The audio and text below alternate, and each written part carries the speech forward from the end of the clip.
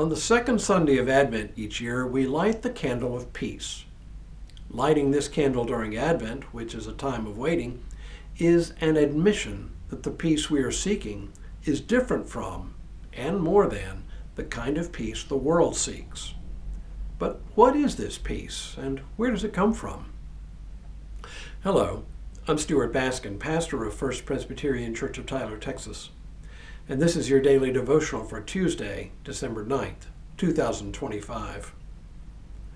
We all know the speech that Jesus gives to his disciples during the Last Supper, as the Gospel of John records it. It is a lengthy discourse on the meaning of love. We read this passage during Holy Week each year, and its distinct phrases and cadences wash over us and take us into a sort of dreamscape, a different world from the one we inhabit, and we enter it without ever leaving home. But there is a particular portion of the passage that strikes me as particularly relevant in our consideration of peace, even during Advent. In the discourse, Jesus says, "I have said these things to you while I am still with you. But the Advocate, the Holy Spirit, whom the Father will send in my name, will teach you everything and remind you of all that I have said to you. Peace I leave with you, my peace I give to you. I do not give to you as the world gives. Do not let your hearts be troubled, and do not let them be afraid." I read this passage now in spite of the fact that it is classically a Holy Week text, since it talks about the nature of the peace that Christ brings. In this short snippet, we find out only that the peace he brings is different from the peace the world gives. And that's an important thing to know. But how is this peace different?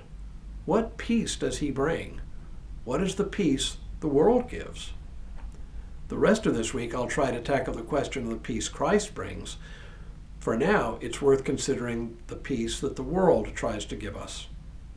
The peace the world gives, or claims to give, turns out to be a bit of idolatry.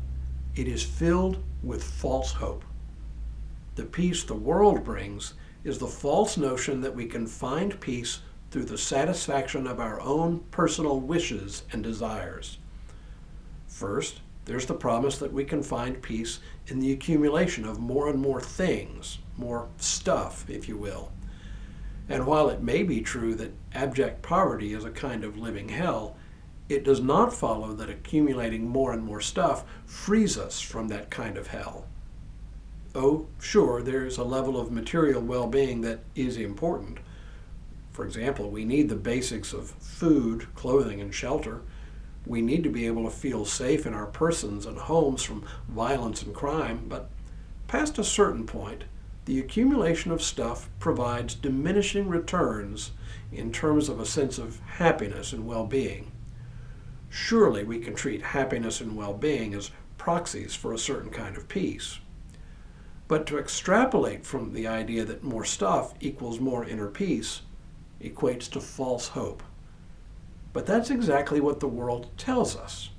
If we have a better car, we will live a more glamorous life. If we buy this brand of clothing, we will feel better about ourselves.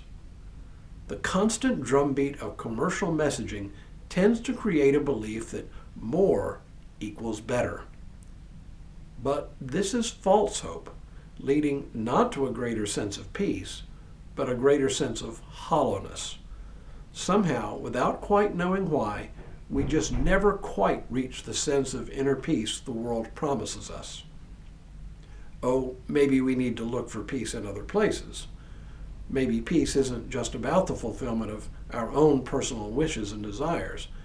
Or maybe there is something else that peace consists of. And maybe, just maybe, that's the peace that Christ offers. But what is that peace? Let's start to find out. But for now, may God continue to bless you and keep you in all that you do this day and in all the days ahead.